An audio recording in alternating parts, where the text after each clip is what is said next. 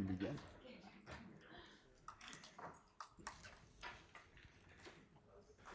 Okay, we're going to be deepening our discussion of the knowledge economy, new technologies, innovation, and how it can be put to better use towards the objective of a more inclusive prosperity. I'll start by revisiting some of the themes from our discussion last week, as well as trying to frame our problem in a number of different ways that I hope might be helpful for deepening the discussion. And we look forward to your questions and comments during the session. Let me start with what I think is the existing conventional narrative about technology and the labor force today. And why I think it needs to be rewritten. The standard conventional narrative goes something like this. It says technology is moving very rapidly. It's increasingly and very quickly changing the kind of skills that are needed on the job. And therefore, workers, the workforce, needs to adjust, both through increased training and through continuous education to adjust to the demands of the knowledge economy. So the direction for policy that comes out of this approach is essentially to invest in education, training, lifelong learning, to try to bring the workforce, workers, up to the needs of the technology of today and the future.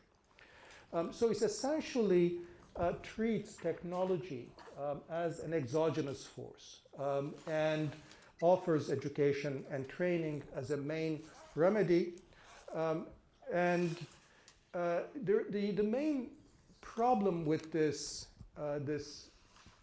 standard narrative about the relationship between technology and society is that we know that the direction of technological change is not fixed, it's not exogenous, and responds to incentives, responds to social norms, responds to relative power in the workplace, to all kinds of policies of the type that we'll talk a little bit more later this session. If technology, in fact, is to some extent malleable, the direction of technology is malleable, then shouldn't we really change the narrative to a form that accepts that technology must adapt to society as much as we expect society to adapt to technology? Okay? So isn't there more of a kind of a midpoint, meeting point? It also is sort of secondary problem with this, with taking technology as this exogenous train that we can't really affect, is that the concomitant, the resultant reliant on education as the main remedy assumes that we can somehow sort of catch up, that we can let this train of technology move on its own, but that we can win this race between technology and education or technology and skills by ramping up adequately our investments in skills and education. And there's absolutely no guarantee of that. That just as we increase education and training and the capabilities of the workforce, that in fact the knowledge economy, technology might not take off or change pace even at greater rate, so that in fact this becomes a kind of a race that's impossible to win. So the big question for me, as I think about how we close this gap between what technology requires and what society has, or what the existing skills and capabilities of the workforce at present is really the question of what are our margins of choice? Where can we actually intervene? To what extent is the direction of technology really malleable? Are there ways in which we can keep technology as a potent force for overall productivity improvement while making it more friendly to labor, making it more friendly to labor? Not to some future labor force that we have necessarily perfectly and fully equipped through a long process of investment, but actually a sort of today's labor force and a likely path of skills and education that our labor force is likely to have in the years ahead. So before I go into a discussion of what sort of more systematic discussion of what those margins of choice or margins of intervention might be, let me tell again, I think I briefly referred to this in our last class, but let me tell you again the story of Tesla Model 3. Back in 2016, Elon Musk announced that the new Tesla Model 3 was going to be built in a completely new, fully automated car factory. And he codenamed this factory Alien Dreadnought, sort of with obvious connotations of science fiction and hyper advanced technology that was going to be anything beyond current practice. And essentially, the idea behind this new factory that would build Model 3 Teslas was that it would be completely human-free, that there would be essentially no workers, and complete absence of workers would then enable this fantastic productivity increase due to very rapid speed with which these very large robots would be assembling cars. So essentially, you would have raw materials coming into one end of this factory, and finished cars would roll out at the other end. In between, robots would do everything and at a very, very high speed.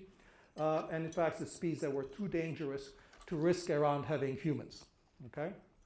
And you would need perhaps just a few humans just to man the controls and make sure that everything was running smoothly. 2 years later, 2018,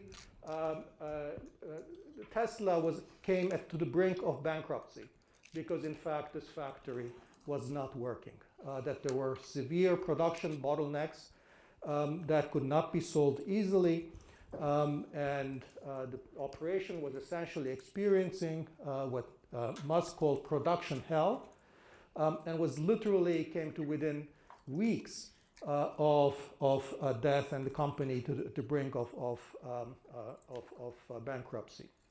So what did Elon Musk have to do? He essentially had to construct essentially a completely new assembly line on the grounds of the sort of in an adjoining grounds, full of human workers, and building this much more conventional assembly line operated by workers essentially is what brought the company back to financial health and brought Model 3 into operation. So when there was a reporter sort of touring the factory and saying, but there are all these workers here now, how come, what happened? Elon Musk said, people are way better at dealing with unexpected circumstances than robots. And he said excessive automation at Tesla was a mistake. Humans are underrated. That was a kind of a tweet from him. So the point of the story is not that all kinds of automation necessarily wrong. I just want to draw sort of three kind of broad lessons from this anecdote. One is that it is still it highlights how production techniques that rely on human labor can still dominate automation when it is impossible to fully account for all uncertainty, unpredictable circumstances, and to routinize all tasks. And indeed, if you look at sort of what's happening these days in some of the most advanced auto manufacturing plants, it's much more collaborative technologies that often complement what humans do rather than necessarily replace them with these large-scale robots that in factories operated by BMW and Mercedes-Benz, you have essentially significant product customization and smaller batch production that responds to consumer demands more quickly.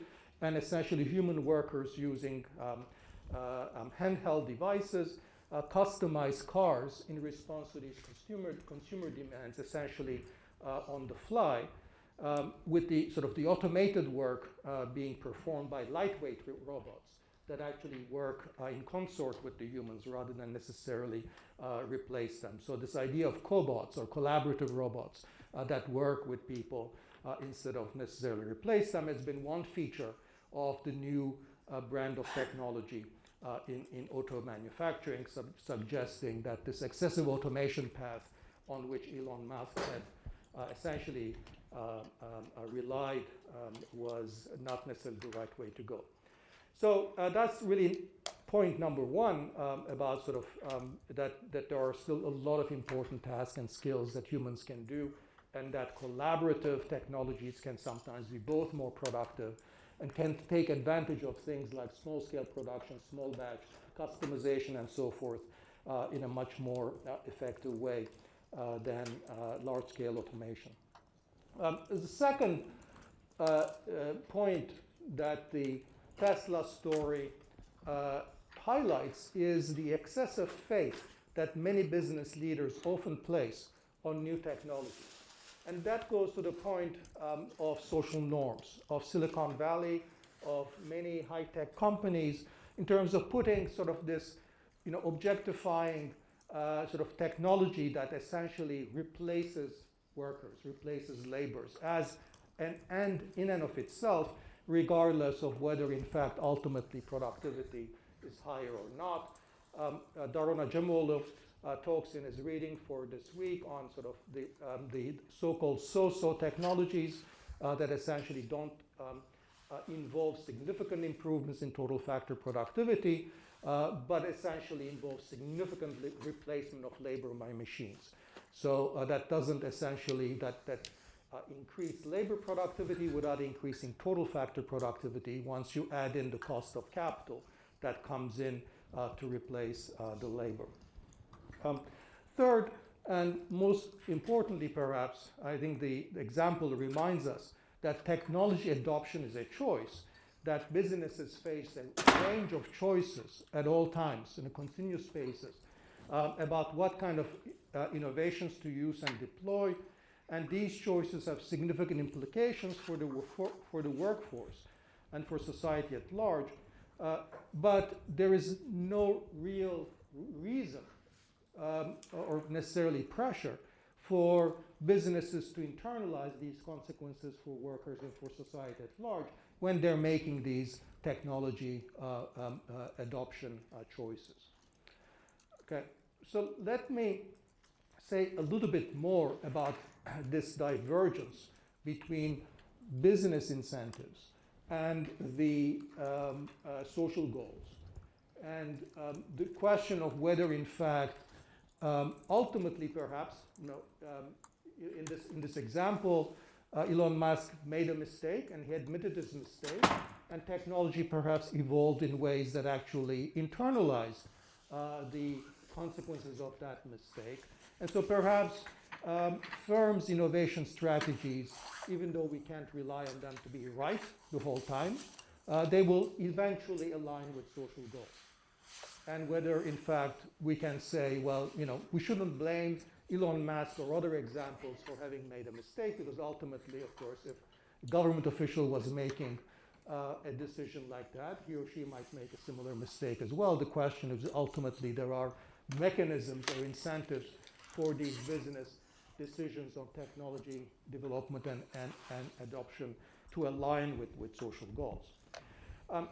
There are many reasons why we should not expect that alignment to take place.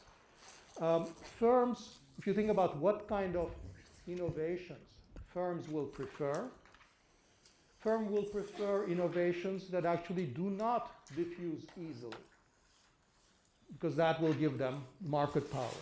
So between two technologies that one is easy to copy, another has a lot of tacit elements and therefore are not easy to copy, they will choose the one that do not diffuse easily. They will choose technologies that will be relatively easy to monopolize rather than will invite a lot of competition. that will use technologies that tend to raise entry barriers against potential competitors. So technologies with large fixed and sunk costs are those that they might prefer. They will prefer technologies that enhance control over workers because it might make it easier to monitor, to measure performance, and therefore to reward or to punish workers according to their performance. So therefore, from a purely managerial, technocratic standpoint, they're going to prefer technologies that enhance control over workers. And they will prefer technologies that tend to have costs or that tend to create risks that can be easily shifted on to others. Okay? Firms are unlikely to undertake innovations that provide large social value if the private benefits are relatively meager. So when you're looking for technologies with large social externalities that create lots of good jobs, that contribute to vibrant commodities, that create a large network of competent and productive suppliers that might actually end up benefiting other downstream firms or the competitors, then you're not going to necessarily find firms very interested in making investments in those goods. So those are some of the reasons why there are systematic gaps between the incentives of firms in the types of technologies they'll invest in and social values or social goals, which implies that one path for increasing the social value from private investment decisions, which is sometimes called the path of convincing firms to take high road strategies, will tend to fall short or cannot be the only strategy.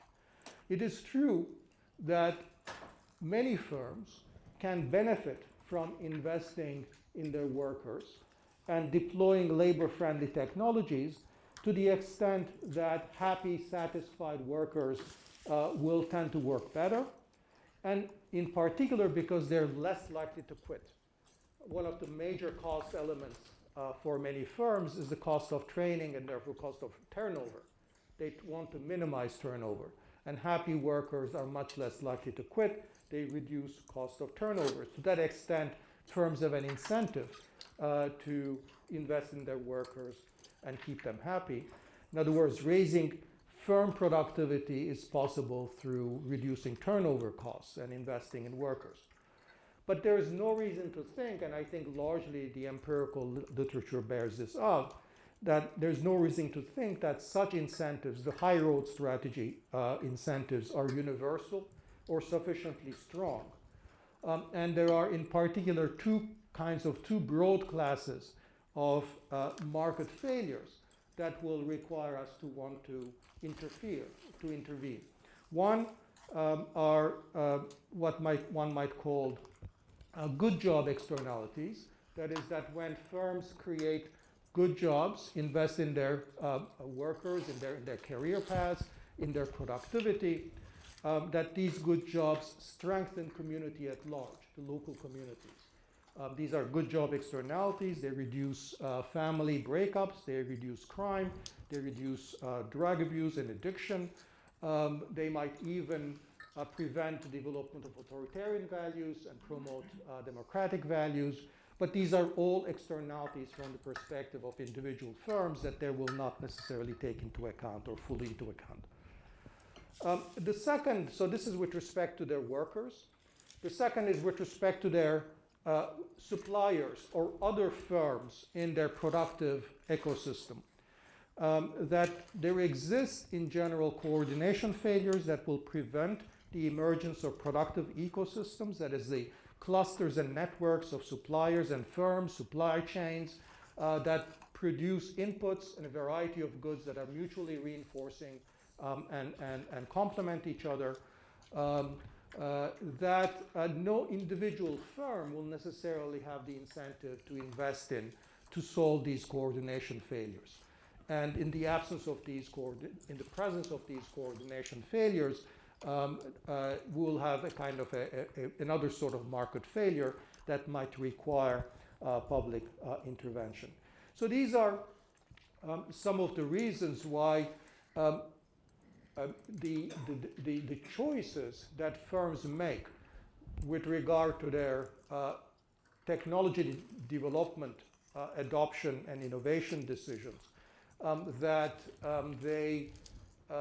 they are not necessarily going to be making choices that are fully aligned with social value. Now I'm going to stop, but before I stop, I want to sort of give a bit of a direction to sort of where this might take us in terms of thinking of relevant margins for intervention.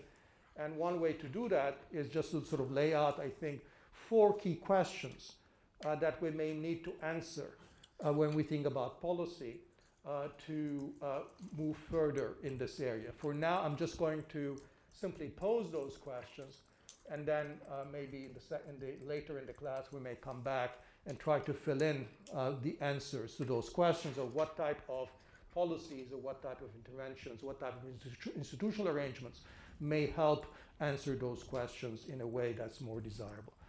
So the 4 key questions is, 1, I would say, who gets to innovate? Who does society empower to make those decisions about actually sort of investing in innovation? The second question is, how quickly does innovation diffuse? The third is, how is innovation actually deployed? That is much more an operational question about sort of deploying advanced science and technology in a production setting. And the fourth question is much more directly about the direction of technological change. What kind of workers or what groups in society does that innovation help or replace? In other words, the question about ultimately the direction of technological change. So I think those 4 are the key questions that we were to think about comprehensively about a policy that approaches the knowledge economy in terms of aligning it more closely with social goals. We would think about what are the current answers to that question. In other words, who currently gets to innovate? How rapidly is innovation diffusing? Who gets to have a choice about how it is deployed? And what is the existing direction of technological change? Are we happy with these answers? If we're not happy, what are some of the things that we can do to change concretely some of the existing arrangements? So let me just, before I say more, I'll just stop here, open it up to questions, comments, bearing in mind that I've just only provided kind of a direction for more in-depth scrutiny so far. Those of you who are writing weekly assignments have already begun to dig into some of these questions, but I think perhaps sort of laying out these 4 as a whole provides a broader canvas for thinking about potential remedies. But let me give you a chance to either say something, or we can have Roberto No, I think react. But we have, yeah. Thanks. So in case the Tesla Gigafactory was a Gigafactory were successful, had been successful, what would be, because if it's not Tesla now, it could potentially be any company tomorrow, right? So how should we fix this regret? Because we don't have this kind of settings in place or the policies in place to prevent this from happening. It's more likely that it will happen than not. So should we also think of a way to kind of revert some of these, I don't know exactly, it's difficult to see how to stop something that has been nurtured for so many years. Yes. So you're moving us into the discussion that I want to have sort of in the next stage. Without question that there is a kind of a legacy that we need to deal with. So, I would say that much of the automation that has taken place in manufacturing industry is not reversible. So we're not really talking necessarily about undoing a process of maybe 40 years, which we've seen before, the rising skill gap, the concentration of the gains in the very highly skilled, educated, and the professional classes, labor market polarization, the gap between average labor productivity and median earnings. All of those are the consequences of this, the point that, that for 40 years, essentially having lived with the narrative that I'm challenging, right? That this is technological forces is, and I think, so the choice, so we don't have the option of reversing it. So if Tesla had been successful, I don't think, it would have been a good idea, or the fully automated car factory had been successful for Model 3. I don't think we want to go back and say, undo this. So we don't want to be Luddites. We don't want to be machine breakers. But we want to create a path going forward that might put us in a better direction, I would say. So that realistically, I think that's and I think the reason that we are at this point is that after 40 years, the result is that not only that we observe large parts of the labor force have not reaped the gains, it's also that we observe that overall rate of productivity growth has not been that fantastic. So it's not like, so the promise was that even if, the immediate beneficiaries are not are not immediately the workers, that eventually higher productivity means higher demands, higher income creates sort of more jobs because people want to demand more goods and services, that ultimately this benefits everybody. And that has not worked out, partly because the overall increase in productivity growth has not been as rapid. Samin? Why is the market not incentivized to fix the coordination failures that prevent productivity?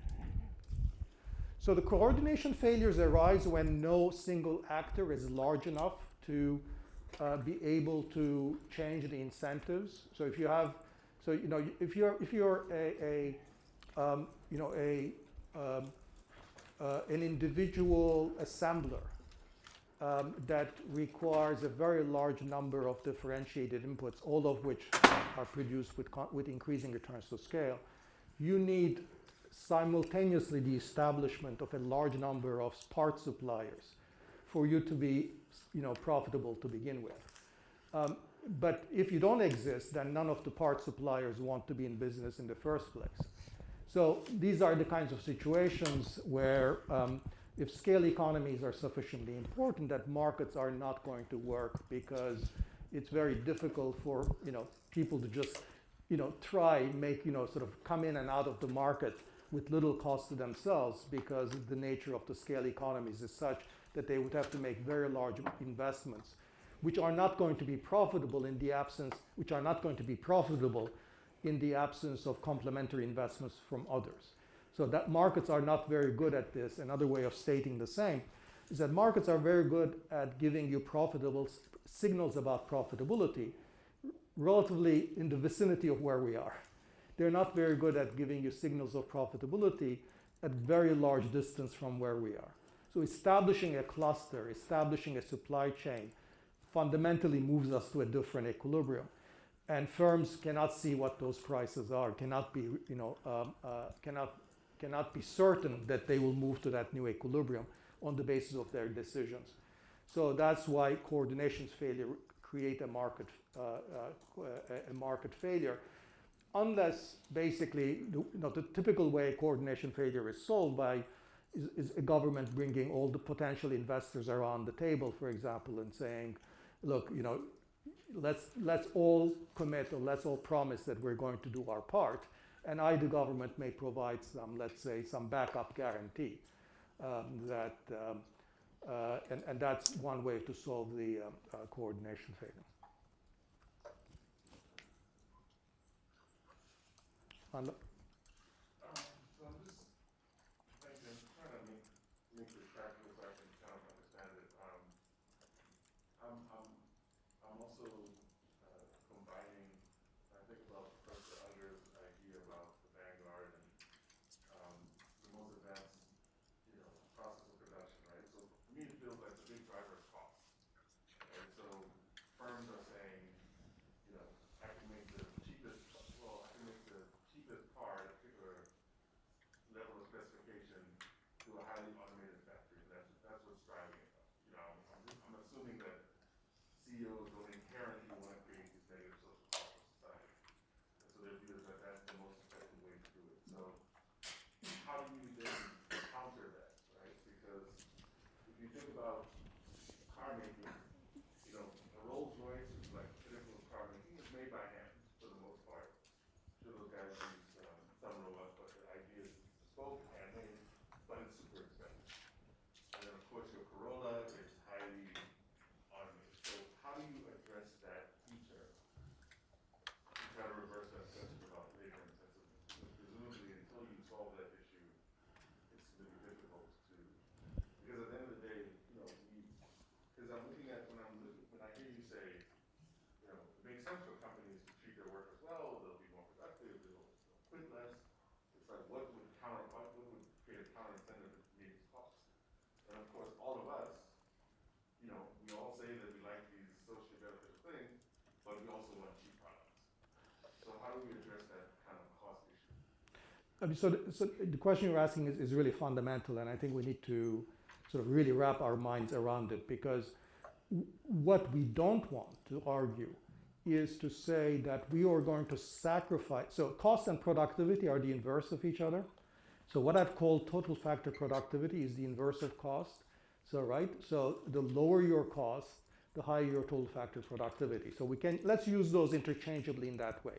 But let's make sure also that we understand is that we're not only talking about labor cost only, right? So total cost, that means your capital costs, your organizational costs, and all of that, your fixed costs and all of that. And that's why I mean by productivity, therefore, I'm not really talking about labor productivity, I'm talking about total factor productivity, okay? So when we say that we do not want to sacrifice productivity, so let's be clear that nothing that I'm saying or nothing that I'm arguing for, it entails a sacrifice necessarily with productivity in the right measure of productivity, total factor productivity. So ultimately, therefore, should be compatible with your point that, if you have some technology that's going to be reducing overall costs, we don't want to say no to that. Or if it does come at some expense to workers, we should find different mechanisms. Maybe then compensatory transfers is the right way to deal with this problem. Maybe unemployment insurance or assistance to distressed regions is the right way to deal with this, rather than directly intervention in the productive sphere or in technology. But what I'm suggesting is that, that without interfering in this pursuit of productivity, that there are still significant margins where we can achieve not just, in fact, better outcomes for society and for workers, might in fact be, enhancing productivity growth as well. So let's back up here. Now, since the Industrial Revolution, the whole industrialization process has been driven by what you're saying, people searching for lower cost ways of production. So as I said in my response to the first question, we don't want to go back to a pre-industrial area. So it's clear that we will not be able to reverse that process of automation and increasing capital deepening in manufacturing. But let's look at what has happened in the last 40 years. In the last 40 years, we've had a lot of labor displacement that's come from the fact that two of the forces that typically have offset the adverse effects on labor of this urge to reduce costs through automation or through use of capital have not operated nearly as strongly as they have had in previous years. One is that the productivity growth itself has not been rapid. So this search for reduction in cost has not actually been as distinguished particularly since the 1990s as we have. So it's not like we're getting this huge productivity. And part of it might be related to the problem that we're dealing with, is that if a lot of this innovation is not diffusing in society, is not being disseminated, either through large enough parts of the workforce or through regions that are being left behind, we're not going to get overall reduction in cost. Maybe we'll get in the best firms, the most profitable firms, but not in the rest of society. So it's not like we're getting total productivity for the economy as a whole rising so rapidly. So that's number one, that it's not like we're getting enough productivity growth from what we're having. Secondly, and this is a point that Ajamolu makes in his piece, is that one of the mechanisms through which innovation has compensated for the direct adverse effect on labor through direct labor replacement is that every innovation creates new tasks. So you have new task creation that increases the demand for labor. So maybe when the combustion engine, the internal combustion engine came, it replaced maybe sort of buggy drivers, but created this whole industry with all kinds of new tasks that you didn't have before. And what has happened in the last 40 years is that also that this process of new task creation has slowed down. So there's no reason, for example, my example of niche production in auto or sort of customized production is precisely sort of a mechanism whereby new technologies might allow significant product differentiation, something that you gave the Rolls-Royce example, which is relevant. That reason that Rolls-Royce are so expensive because it was actually very difficult, this customized car, that every car was being made to a part dealer. But if there are now AI tools and cobots that actually allow you to do this customization, small batch production, much more efficiently in collaboration with humans, maybe you can actually both increase your markets, because now everybody can have their own cars that they have themselves designed, and you're having a lot more new tasks being created because every production worker is also at the same time a kind of a marketing person, perhaps, because they're in touch with the final customer. And you can take that model and apply it where it might be much more effective in education, for example, through providing very bespoke, customized education, as individual teachers are using digital tools to respond to the learning styles, for example, of individual groups of students, provide much more specialized, customized education to different types of. So that might actually create the demand increase the demand for teachers, because you're basically providing much more smaller group teaching with this. But this is really, when you start thinking in those ways, we're just at the beginning of sort of imagining what might be possible. And that's why we need to step back and say, are there enough incentives in the business sector, in the private sector, for them to be thinking in these ways? And if not, how can we enhance those incentives? And my argument is that there aren't enough such incentives, both because of existing price structures like the tax system, the incentive systems, and because of social mores, that the innovators are really thinking not necessarily in terms of the kind of social revolution that happened, if you will, in terms of green technology, that you need to invest specifically in green technologies. That has not yet happened in this area. So that's would be a very, very long-winded answer to that, but I think it's an important discussion to have. Roberto, you? I think, Danny, what I'm inclined to do is to take a complementary approach to yours. So you've used the microscope to focus on a very central theme in our discussion, which is this theme of the evolution of technology and its relation to labor. And now I'd like to look at our discussions here over this class and the previous class from from a macroscope and a telescope, and place the discussion in a larger context, signaling a series of debates, some of which we've begun and some of which we haven't. And I'm going to do so in the form of 10 ideas or 10 theses. So the first 3 theses have to do with our overt theme of the insular and the inclusive knowledge economy. So the first idea is that what we have is an insular knowledge economy, a knowledge economy confined to a set of insular, socially exclusive vanguards.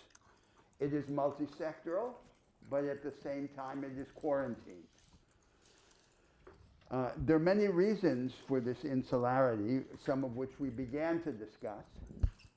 But one way to think about the insularity, in addition to those particular economic reasons, is that the insular knowledge economy is a characteristic example of what I called in the previous class the path of least resistance. It is a downsized, limited form of the knowledge economy, adapted to the dominant interests and preconceptions.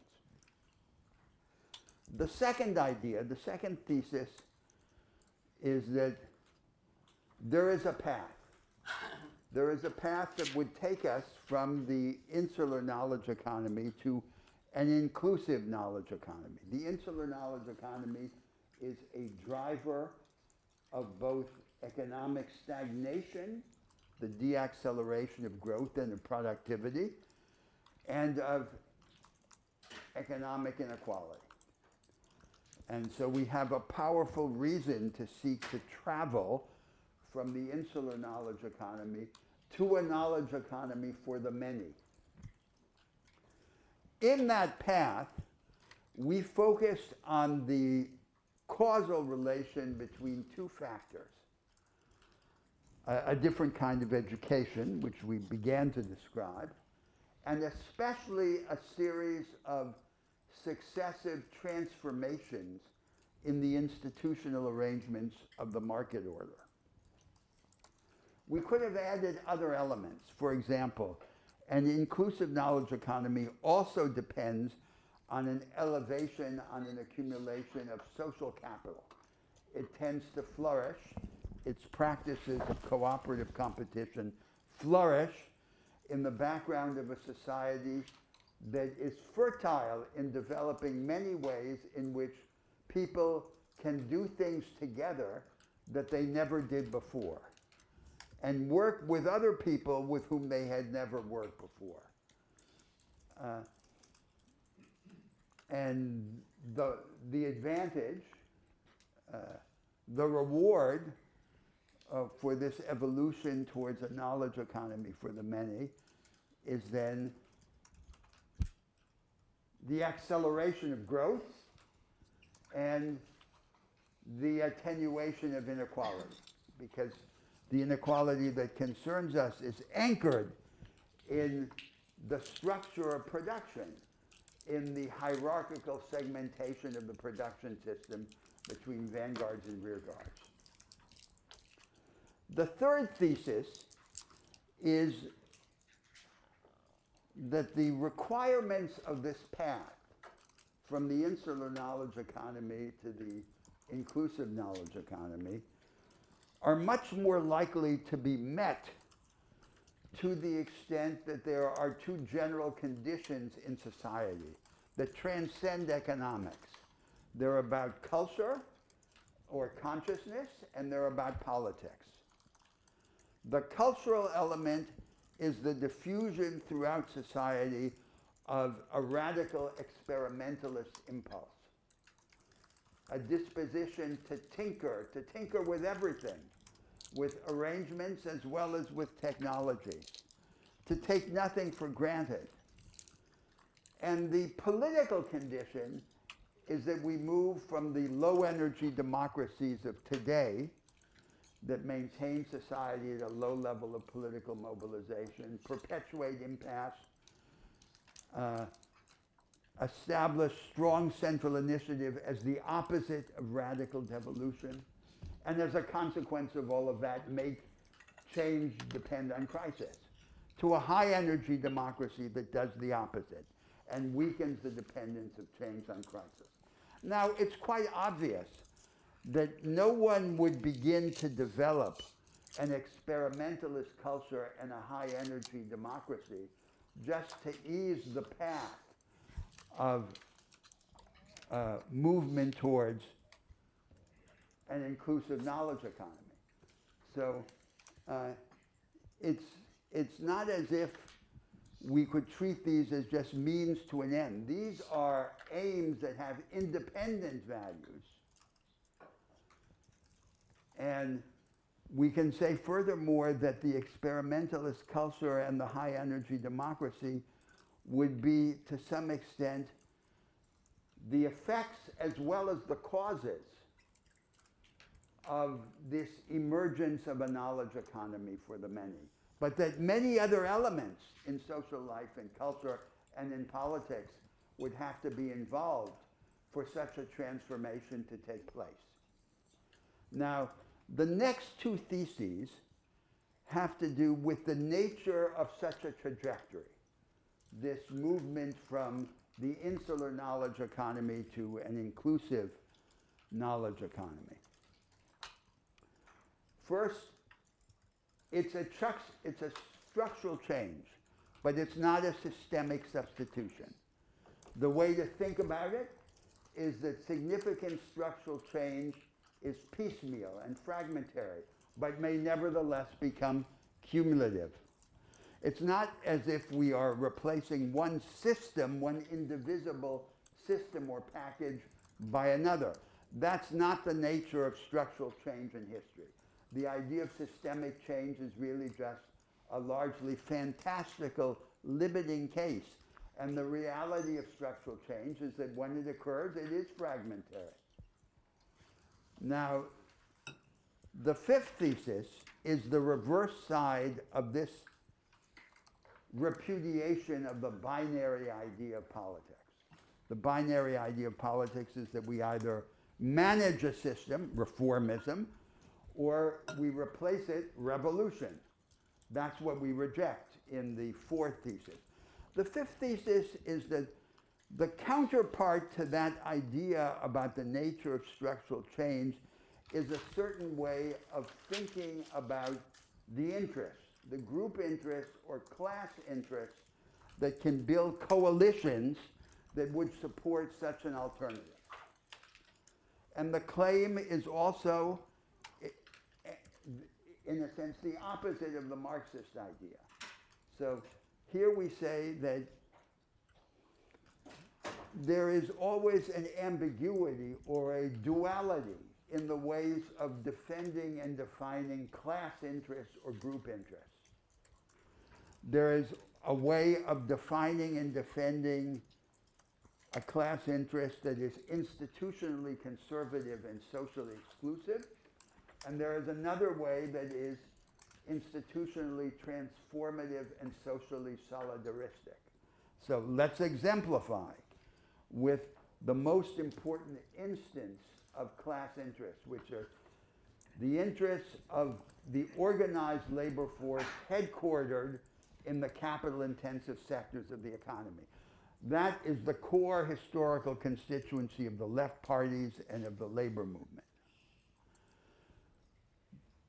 There is a way of thinking about their interests in relation to this movement from mass production to the knowledge economy that would say their interest is to dig into the present niche in the division of labor and to defend that niche against the groups closest to it in social space. The underclass of temporary workers, the foreign workers, the small business class, and so forth. And then the result, the practical political result of that operation is to say, All we can hope to do is to buy a few more years for declining mass production industry, like the Rust Belt in the United States. Limitations on plant closures, subsidies, and so forth. But there's always another way of defining and defending the class interest. And there we say, this has no future.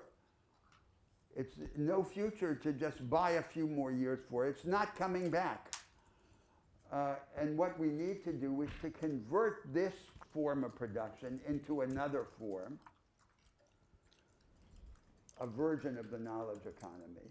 And in that process, the groups that we used to think of as our rivals, as our adversaries, the underclass, the precariat, the small business class, have to become our allies. So that then is the institutionally transformative and socially solidaristic way to define and defend the group interests.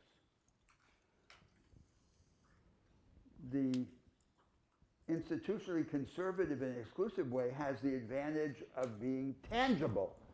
It's pointing to something that already exists. The other way, transformative and solidaristic, is a bet on the future and is therefore, for that reason alone, more difficult. So something has to intervene to right the scales. And one could say that what has to intervene is the imagination. The task of the imagination is to do the work of crisis without crisis. Now, the next two theses have to do with our ideas about what's up for grabs, what can be a subject of transformation and what can't be. What do we take for granted and what do we not take for granted? So the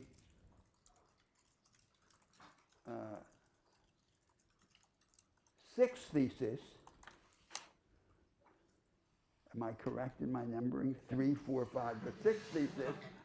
The sixth thesis is that the market has no natural form. That the arrangements that are constitutive of the market order are a subject for transformation. There is no single natural and necessary form of the market order. So the most important thing that you can do with a market order is not to regulate it and not to compensate for the inequalities that it generates by retrospective tax and transfer through progressive taxation and redistributive social entitlements. It's to change it in its legal and institutional constitution. And that's exemplified in the proposals about the institutional requirement in stages, in the 3 stages we discussed last week, of a knowledge economy for the many. Now, second, technology. The evolution of technology is not just a phenomenon of nature. It's not part of the furniture of the universe. We control it. And that was the subject of our discussion earlier in the class today. And we control it in particular with respect to a defined issue, which is the relation of the machines to human labor. We have a choice to make between a form of the evolution of technology that replaces labor and a form of the evolution of technology that enhances labor. And in general, our interest is in the latter. And our interest is in the latter not just for the sake of employment, but also for the sake of a higher idea of free work. No human being should be condemned to do the work that can be done by a machine. The machine is to do for us what we have learned how to repeat so that we can use the machines to do the unrepeatable. And this combination then of the worker, anti-machine, and machine is immensely more promising than the machine and the worker alone. Now, the next two theses have to do with the characteristic topics of macroeconomic debate. Growth, Technology was 7. Just to make sure we're counting on the. technology was 7. So the next two theses have to do with growth and inequality, the topics of macroeconomic debate. The eighth thesis, growth. The most powerful contribution to growth is the dissemination of the most advanced practice of production in our historical circumstance.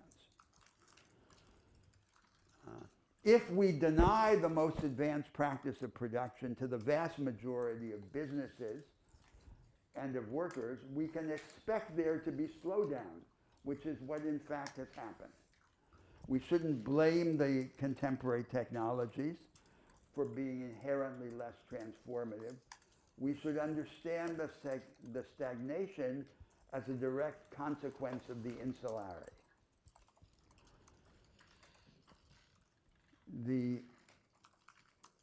Now, what is it? The ninth thesis, right? 9, yeah. The ninth thesis is then about inequality. And it says that the most effective way to address inequality, the structural inequality arising from the hierarchical segmentation of the production system, is to address it in its causal base. And that everything that we can do by way of influencing or reshaping the arrangements that define the primary distribution of advantage and disadvantage is immensely more important than what we can do after the fact to correct the primary distribution through retrospective and compensatory redistribution by tax and transfer. Now, that idea has to be complemented by another idea, which we didn't discuss here, which is, nevertheless, this compensatory retrospective or corrective redistribution has a role to complement what we do through structural change.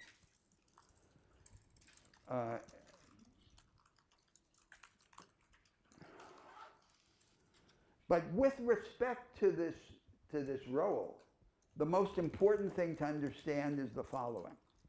With regard to the budget, viewed totally on both the revenue-raising side and the spending side, the most important fact is not how progressive the tax system is on its revenue-raising side. It's what the aggregate level of the tax take is and how it is spent.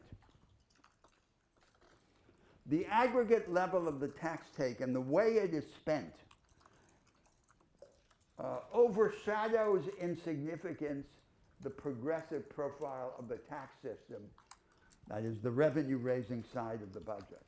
And this explains why the societies, the relatively more egalitarian industrial democracies, the social democracies of Europe, rely heavily on an avowedly regressive tax, the comprehensive flat rate value-added tax. Whereas the American tax system on paper seems to be more progressive because it relies heavily on the progressive taxation of personal income. The explanation of this paradox is that an avowedly regressive tax that is neutral with respect to the price system, the flat rate value-added tax, makes it possible to maximize the revenue of the state while minimizing economic trauma. And then everything that is lost by way of progressivity on the revenue-raising side of the budget is gained in double on the spending side. But In general, the American progressives prefer not to recognize that and prefer progressive pieties to transformative effects. They use their commitment to progressive taxation as a way of showing whose side they're on, even though they know that the practical effect is modest. That's not to say there isn't a role for progressive taxation. There is a role also. And the progressive tax system could be redesigned once the basic source of taxation is refocused on the indirect taxation of consumption, as I just proposed. Now we come to the last thesis, the 10th thesis. The 10th thesis is about freedom. And it says that we shouldn't just hope for freedom from the economy. We should hope for freedom in the economy. That if we develop adequately a knowledge economy for the many, we can increase the freedom of work, the creative capacity of work for the vast majority of human beings. So this is a higher aim. We shouldn't gamble on overcoming scarcity. We're about to overcome scarcity, like Marx and Keynes thought. And then we'll be able to devote ourselves to our private avocations. Scarcity is not about to be overcome, but on the other hand, work need not be a hateful burden. We can transform over time its character in the knowledge economy for the many. So these are the 10 theses of my telescope, locating our conversations in a larger context. So this is the most comprehensive outlining of your approach that I've heard you state in any one place in such a short period of time. And I think am I right? I mean, it just covers the landscape of not just the things that we're focusing on in this course. Things we haven't focused on. So I think from the to standpoint of the class, the most important thing is to understand, rather than taking this as an enumeration of dogmatic theses, which I've nailed to the wall, I think the spirit in which you could understand this list is to say that each of these theses signals a debate. Some of these debates are debates that actually take place in the world, and others are debates which haven't even begun, but are possible debates. That's the way to think about them. No, but I found them useful because I think it helped locate the narrower discussion with which I started out, and made clear both the connections, Yes. but also the broader set of issues that you want to make sure that we don't lose sight of. I have some questions, but let's get some comments from students as well. Yes. One question about thesis number 1. Can you give some examples of vanguard firms beyond the platform economies or platform economies that are somehow combining technology and how they want to the economy? Well, I don't know. So, for example, software firms that are dealing with services. One of the characteristics of the production system in the age of the knowledge economy is that the distinctions among sectors begins to erode. High technology manufacture, in a sense, consists in crystallized and combined intellectual services. And you could say precision or scientific agriculture, experimentation with synthetic foods, for example, is also an example of the knowledge economy. And so the knowledge economy should not be associated with high technology manufacture. But I think the greatest mistake, which you pointed to now in your question, is to associate it with the platform oligopolies. because they, rather than being characteristic of the knowledge economy, are an anomaly for a series of reasons that I mentioned in the last class. But maybe also precision agriculture, is there a reason that's not able to be disseminated broadly to entrepreneurs or smaller firms? Like the issue of scale, or what is stopping the frontier of these technologies Well, in other industries? what's stopping? Well, precision agriculture, for example, is very typically very, very capital intensive. And then, so it ends up transforming, often to a good productive effect, but then leaves, for example, a large part of the farmers or producers outside. And so the question, in some sense, becomes, what are the people who now are not part of this advanced sector of agricultural production? What are they doing? And typically they're sort of Typically, they're doing what they were doing before. they were doing at a before, large or they scale. might have been displaced and moved to sort of Yeah. informal activities in the urban areas. So it's So going back to our 19th century example of the lifting up of American agriculture, that was the creation of an entrepreneurial family-scale agriculture. And an essential instrument were the land-grant colleges and the series of support and service centers associated with them, agricultural extension, that brought advanced practice and science to the family farm. So that connection was established, and that created then a form of agriculture that didn't exist before. Now, it also required a series of very specific inventions, institutional inventions specific to agriculture. Agriculture is the only economic activity, family-scale agriculture, that combines vulnerability to price volatility with vulnerability to climate volatility. And all historical experience shows that it does not survive, it is not stable, unless some system is created that ensures it against this combination of risks. So they also did that. They created a series of devices that ensured the family farmer price supports, food stockpiles, and eventually the whole mechanisms of hedges and options and so forth. So all of this, so it's not a spontaneous event. It's the result of an invention, of an initiative. And the same would be involved today in another form.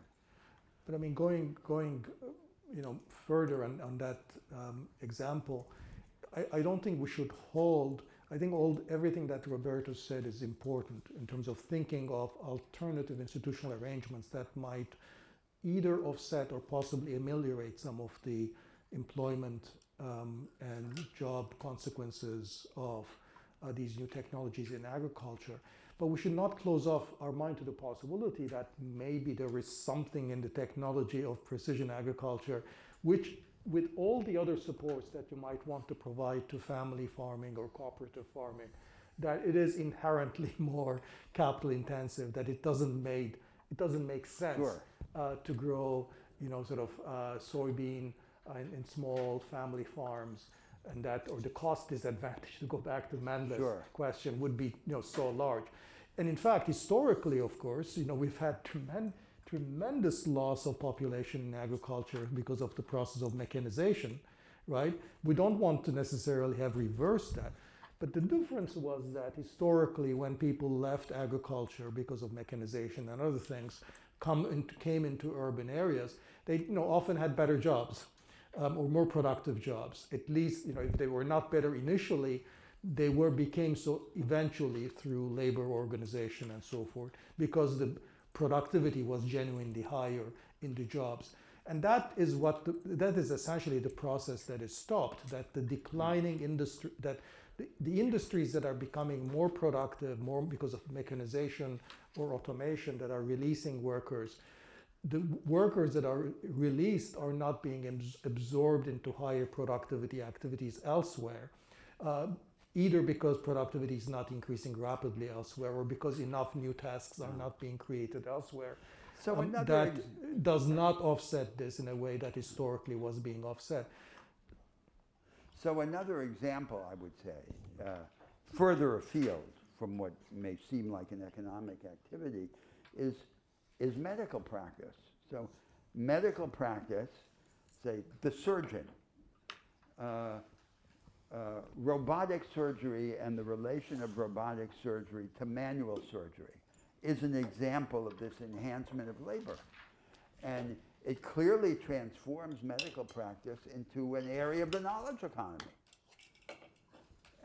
And you could take that as a paradigm for the more general phenomenon in which the process of extension, of the lifting up, as I call it, is not just for firms, it's also for individuals who may have an attenuated connection to firms. That was the idea, that we take these individuals, like the surgeon, and we transform him into a technologically equipped artisan.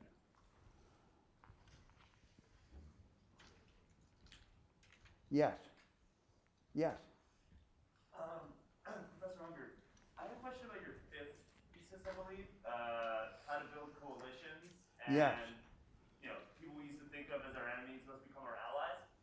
So I was curious how you think about relative to, I know we were, a couple classes ago, we read Michael Lind, and I know his broad theory is that we need a sort of cultural settlement. There needs to be a give and a take, where if we want to move forward on some sort of economic coalition or economic transformation, there might need to be sacrifices made to perhaps give more religious people or some other, more conservative groups some sort of social leeway to buy them into the project. Yes. I was curious if that's what you meant, or if you have how are we going to build a new coalition? What exactly do we need to give? What are the toolkit?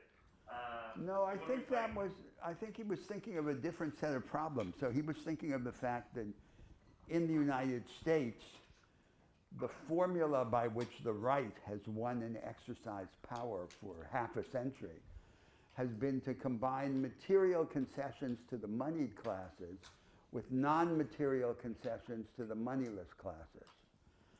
And the American progressives have chosen to engage in a profitless cultural war between two moral agendas. This has been one of the great diversions of progressive project in the United States. He was thinking of that.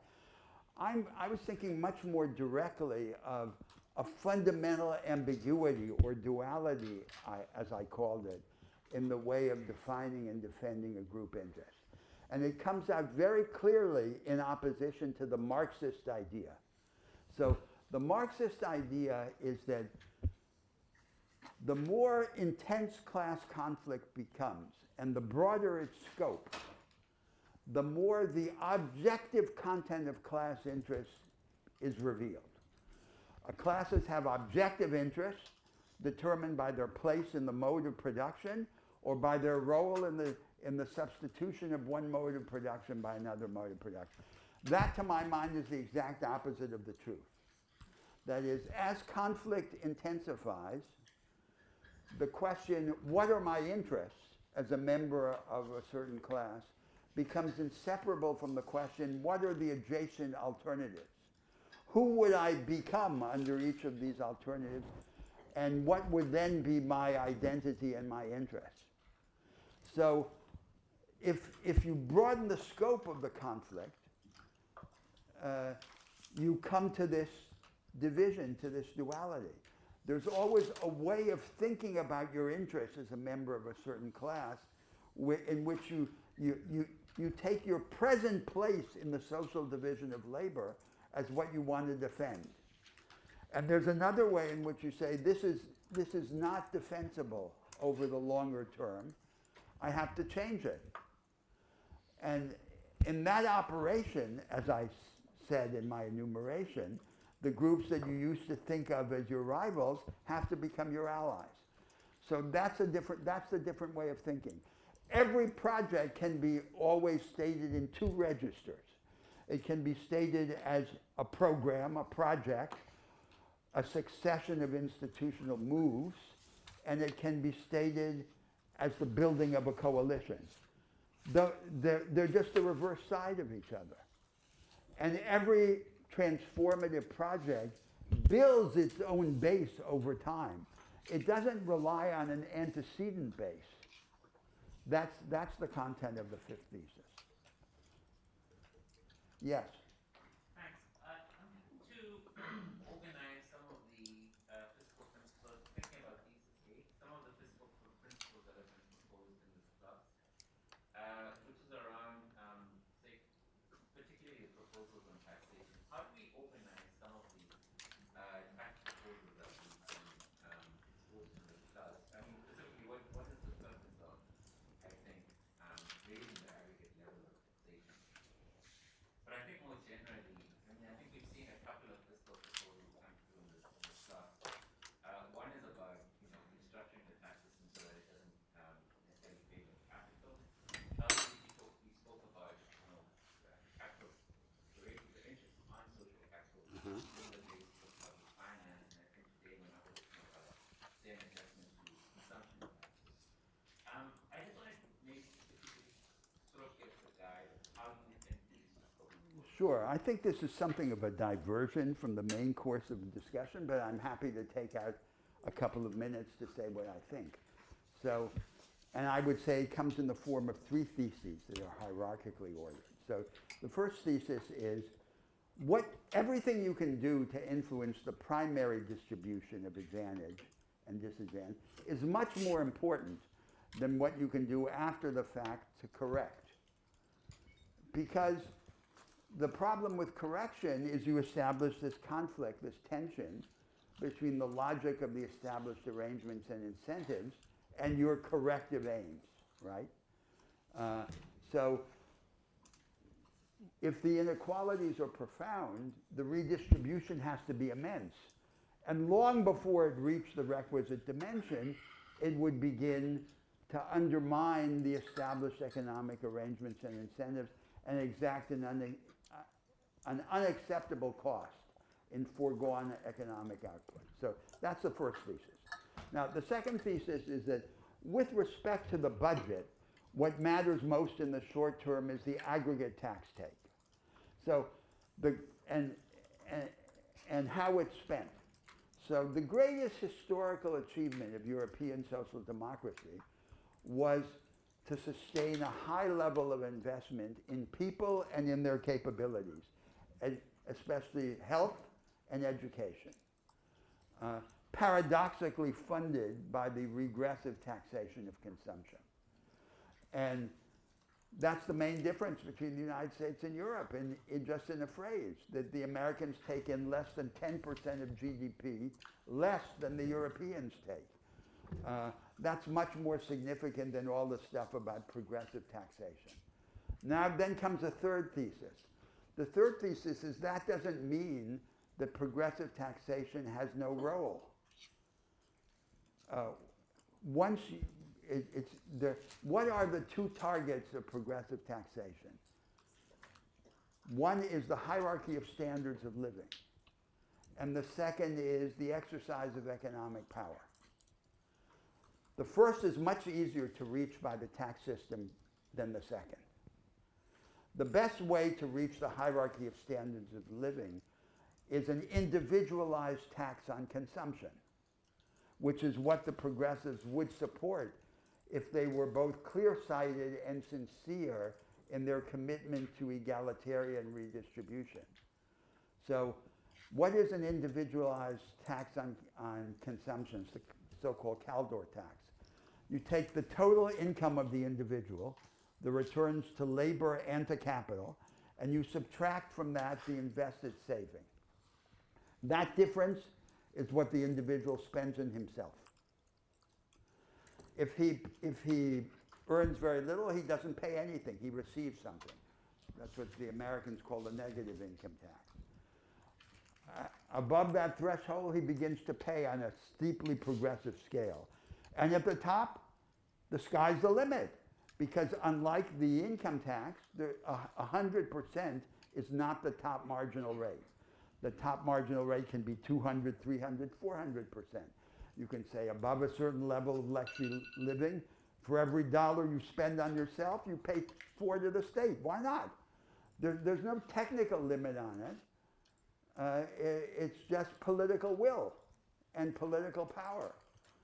That's the progressive tax. That's the clear-sided progressive tax. Now, the exercise of economic power is much harder to reach through taxation, but by far the easiest way to reach it is the taxation of inheritance and anticipated inheritance through gifts inter vivos.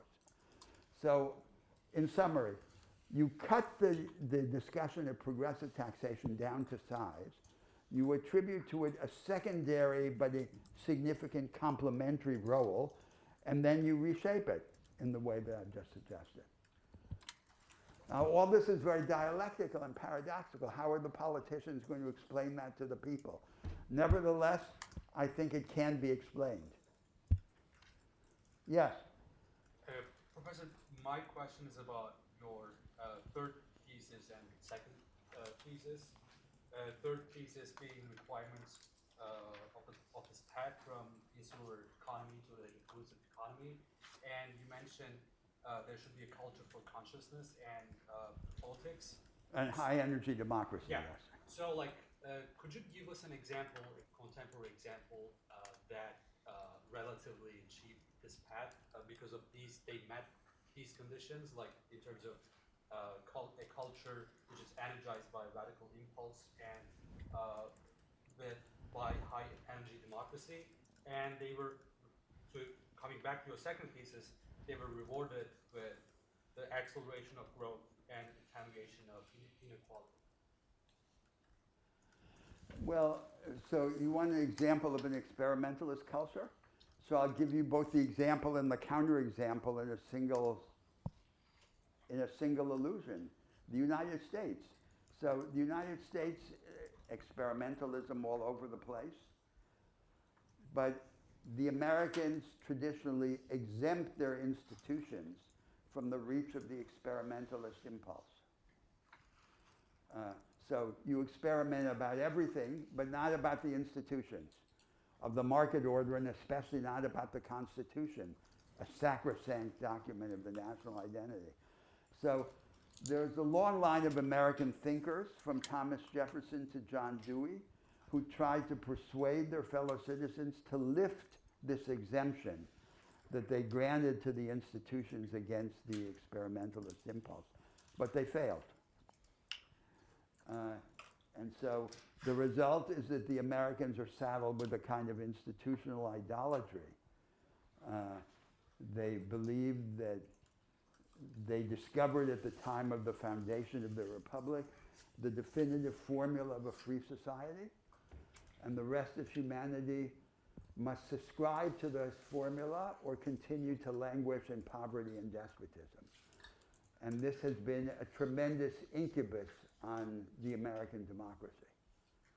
So that's the example I would give there. Now, what was the other part of your question?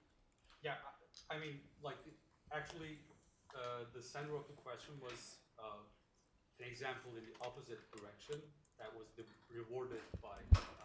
So we don't have any examples of high energy democracy in the world. All the democracies that exist in the world are weak democracies, by which I define democracies that make change depend on crisis and perpetuate the rule of the living by the dead. So, but there are 3 sets of institutional innovations that define the agenda of a high energy democracy. Innovations that raise the temperature of politics, that is, the level of organized popular engagement in political life.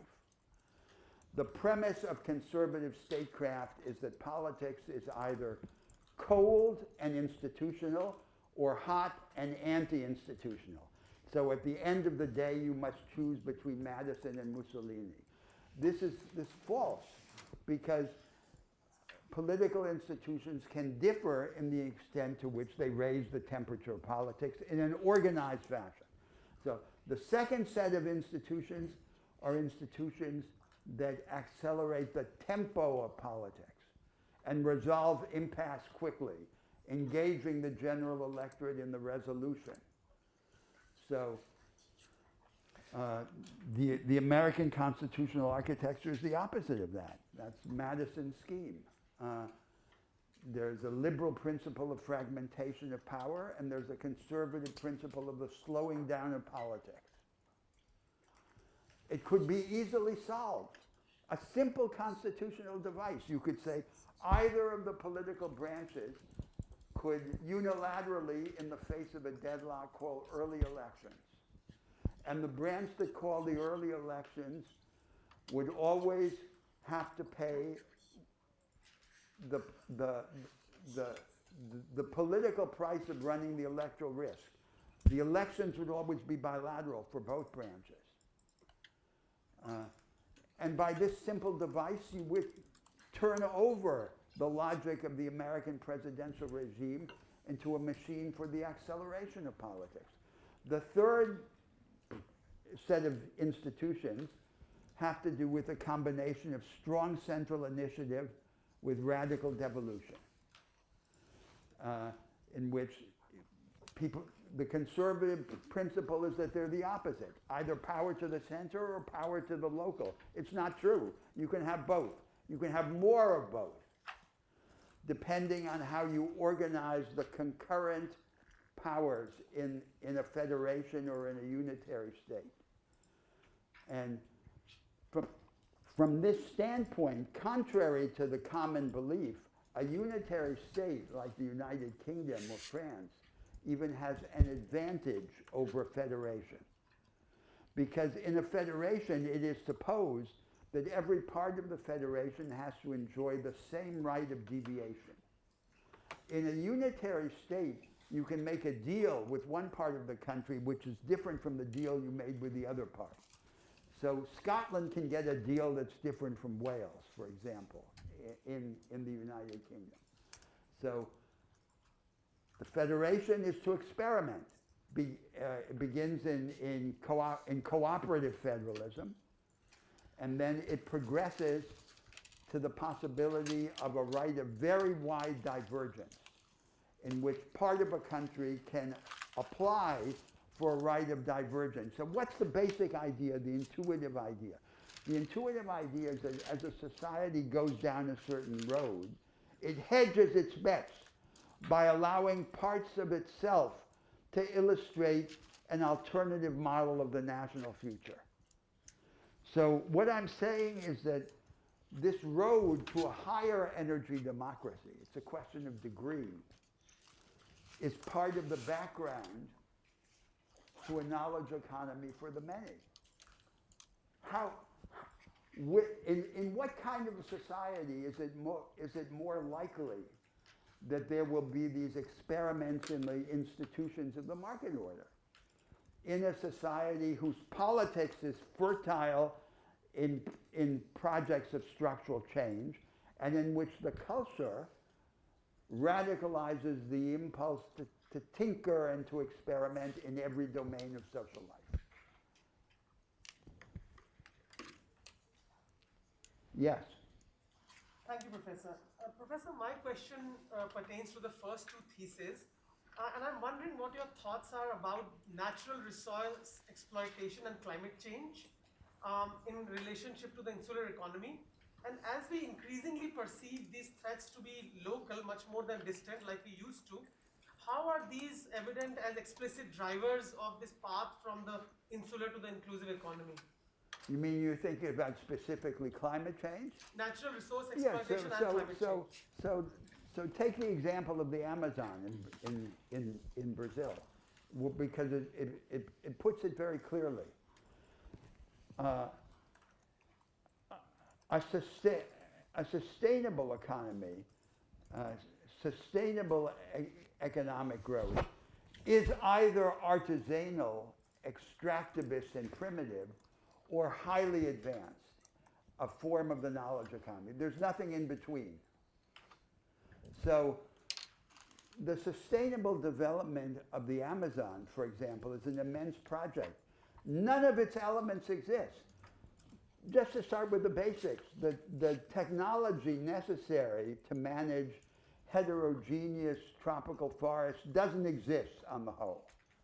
All the forest technology available in the world evolved to manage homogeneous temperate forests. Then you have to establish economic linkages between the urban industrial complex and the green complex. The city of Manaus, for example, the largest city in the Amazon, has a free zone. What do they produce in it? They put together cell phones and motorcycles. It might just as well be in Hong Kong. It has nothing to do with the Amazon. So the sustainable form of production would be the form that ensures that the forest standing is worth more than the forest cut down. Now, all of that illustrates a fundamental contrast of attitudes. So the environmentalism that prevails in the rich countries is a post-structural, post-ideological environmentalism. The underlying attitude is history has disappointed us, so we will seek refuge in nature as a great garden. The correct attitude is that this environmental concern is a provocation to retake the ideological and structural debates in a new form, not to abandon them.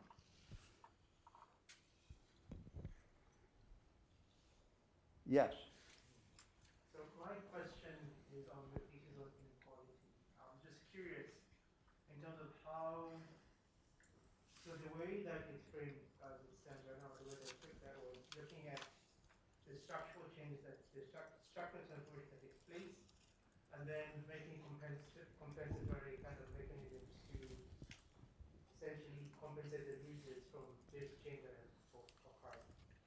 But inequality tends also to be a mixed bag in the sense that there usually are, if you refer to some of the readings from Acemoglu, thinking about historical inequality, right, that have taken place. Yes. And then also not only that, but also looking at global inequality, where there's now a chasm also between rich countries and developing countries, so to speak, as the vanguards have advanced and all those things. So how do you think about how then we go about thinking about what kinds of transfers need to take place, or what kind of mechanisms need to be in place to address those kinds of inequalities? I'm not sure I understood you. So I think the main brunt of the argument is the fundamental form of equalization is empowerment. It's not compensatory or corrective redistribution. So the best way is to give people a role in the creation of the future, as in the creation of the knowledge economy, to lift them up so that they are agents in that new world. That's the best form of redistribution.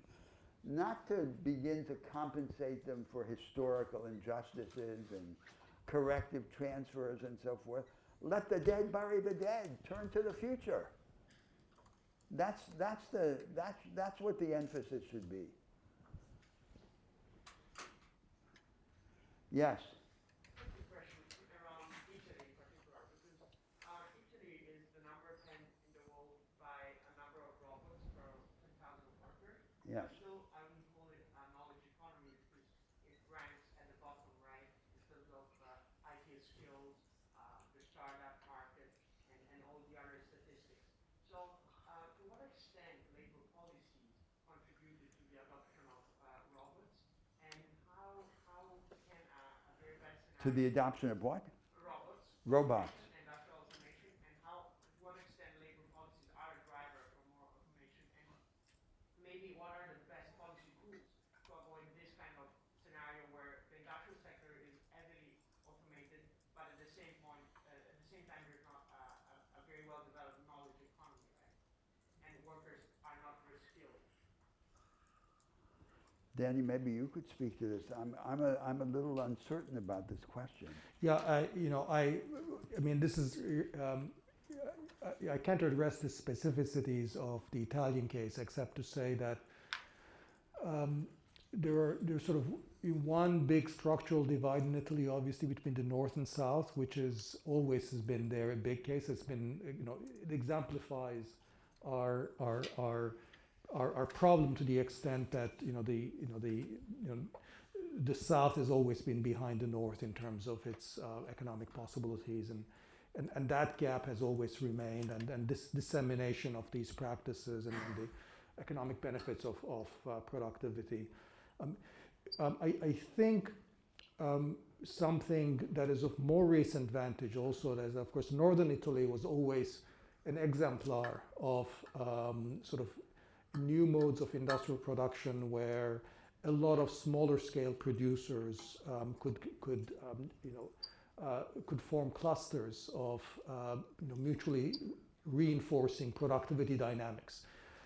And that structure has weakened in Italy. So the structural north-south divide is still there, while some of the competitive advantages of northern clusters have weakened. So I think the issue is in terms of the future of Italy, as in so many other countries, it would be first to reinvigorate the culture of experimentation and cluster formation where they already existed, plus finding new mechanisms of bridging regional divides. So I think many of the specific things that we focused are here are getting at it in a number of different ways, whether it's sort of local and regional development and industrial policies to various aspects of training, education linked with businesses, whether it's more sort of national R&D innovation efforts. I think those are sort of different ways of triangulating the issue. Now that would be purely on the economic, technological side of it. So there's a specifically Italian and European theme. And the theme is that in Europe, the areas which initially were most successful as bases of the knowledge economy were north central Italy, southwestern Germany, and Catalonia in Spain. And if you examine closely those areas, they have something in common. What they have in common is that the so-called post-Fordist industrial culture was prepared by a pre-Fordist history. So those were all areas where there was a dense accumulation of social capital, traditions of relatively good local government, practices of apprenticeship training, and a deep past of craft production. So we think that post-Fordist production, which is an early version of the knowledge economy, was favored by pre-Fordism. Post-Fordism flourished where pre-Fordism flourished. And then, of course, the programmatic question that raises is how can the functional equivalence to these pre-Fordist conditions of post-Fordism be established in other parts of those countries where they're missing? Because that then is the question of the contemporary functional equivalence. So that's a vital issue in a country like Italy. And that's the direction that regional policy in Italy should have taken, because the traditional way of thinking of regional policy is a compensation for relative backwardness, rather than the distribution of a form of tools of empowerment for participation in this new form of production. Now, someone back there had a hand raised? No? Yeah. If you think that a restructuring of the incentives that businesses face, right? So they're forced to internalize more of the costs and the benefits to society of their decisions around technology. Will that in and of itself be transformative and help disseminate the knowledge economy more broadly and empowering keeping it indirect? Or do you think that that will fail if it's not occurring at the same time, the kind of radical transformations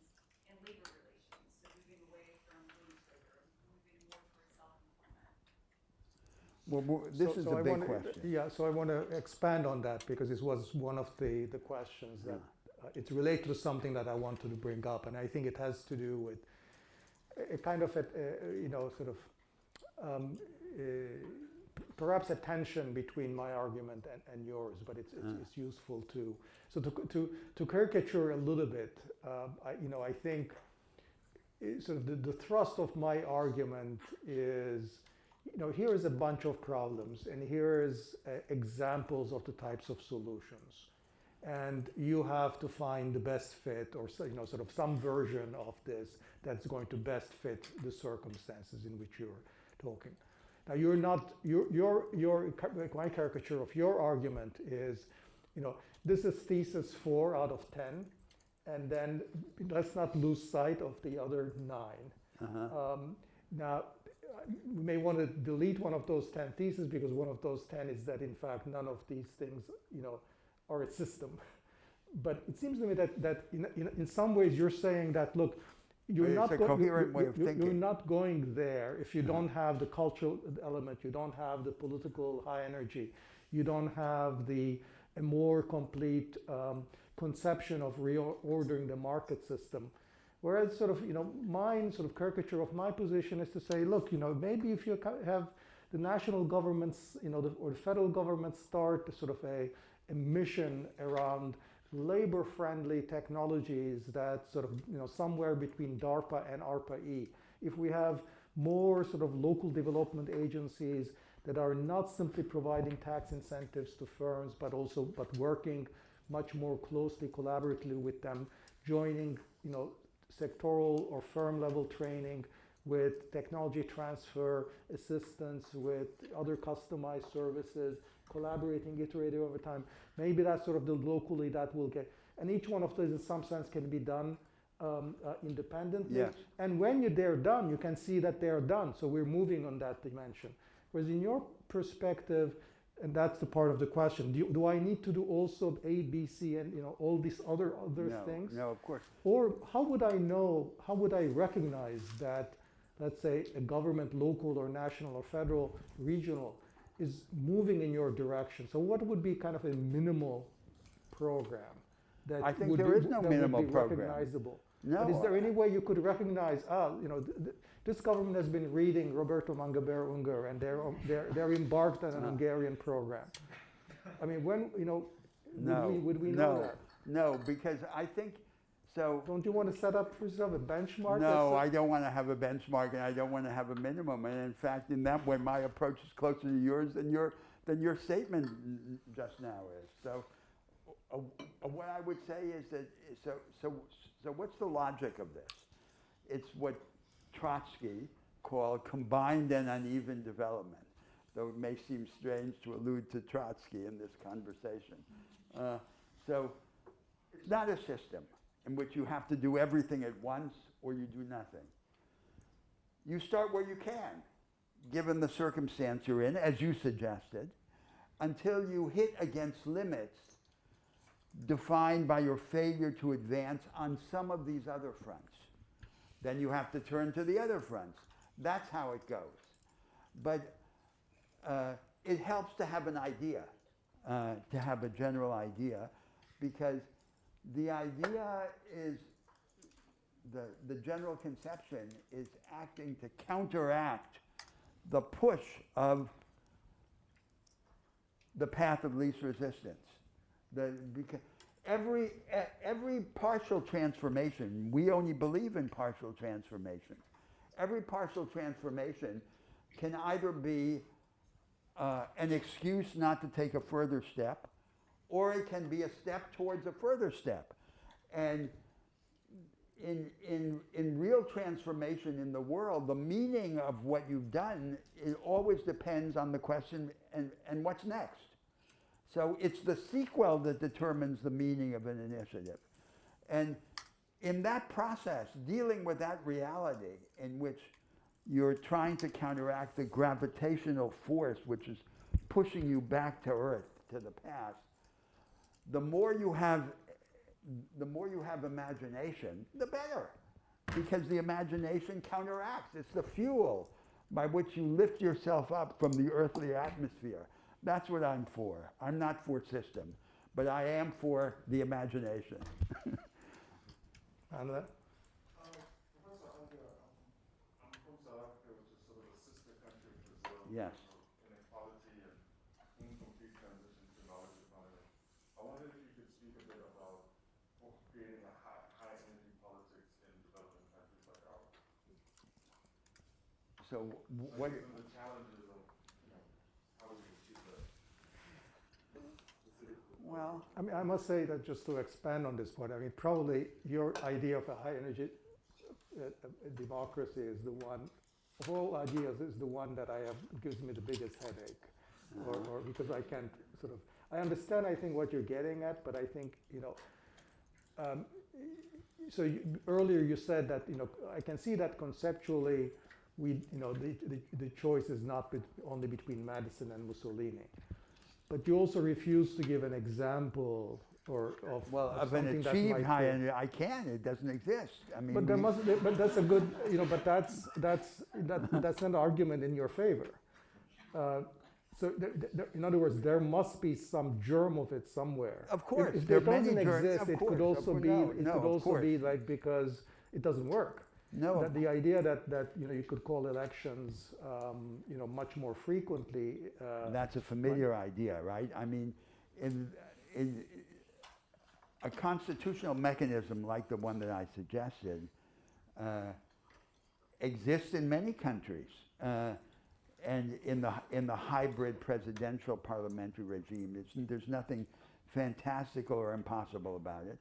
So, for example, the Constitution of the Fifth French Republic has a slow time, the French call it cohabitation, when the parliamentary majority diverges from the president, and a fast time when they agree. So I was just imagining a system that you could compare to the Constitution of the Fifth French Republic, except it has no slow time. It only has a fast time. So, and I think there's an important principle in this, that relatively small institutional changes can affect drastic transformations. And this is something good, not something bad. But the U.S. constitutional framework has been stable, yet you've talked about different periods in U.S. History where, in fact, the kind of experimentation in different type of The market American institutions. constitutional framework is, I would characterize as a proto-democratic liberalism. But I'm asking you the question: how do you reconcile that there have been periods of intense experimentation, Despite this. despite Yes, of course. And Franklin Roosevelt had a war and a worldwide depression as his allies, and he did. No, but I'm also talking about sort of the land grant colleges, Yes, the of course. experiments in agricultural extension in earlier periods. Of So course. It only establishes a tilt, right? It doesn't forbid you from doing things, but something was missing, which when they did all of those things, they had to have the idea. So they created a new kind of financial market and a new kind of agricultural market, but they didn't develop the doctrine that a market could be recreated as an idea, as an abstract idea.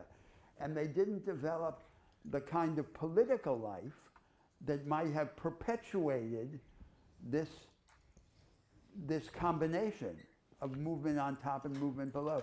So subsequently in American history, this combination of the Hamiltonian developmental project on top and the selective democratization below was progressively weakened by the two main forces of poverty of ideas, or mental colonialism, and weakness of democracy.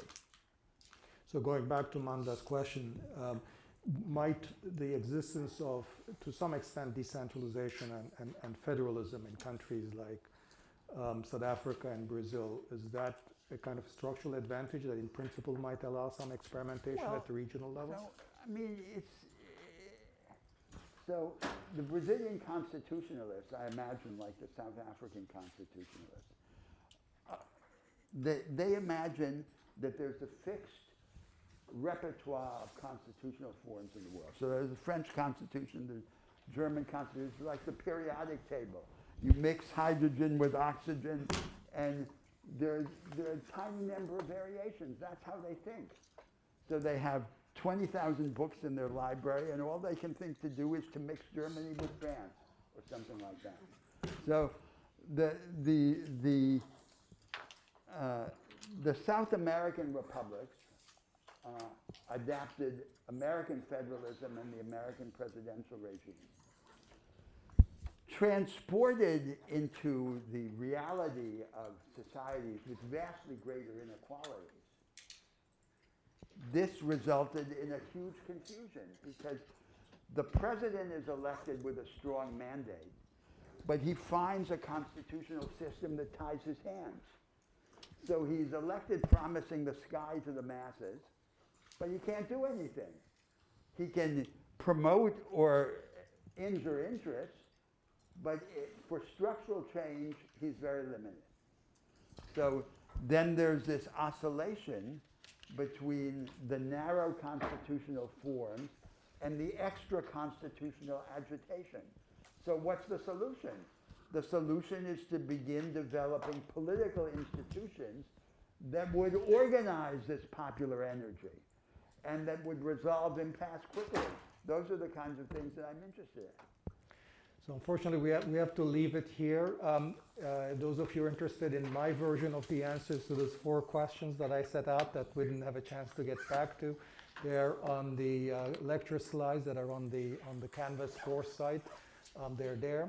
So we don't have class next Monday. So That's we 2 will weeks from actually today. see you in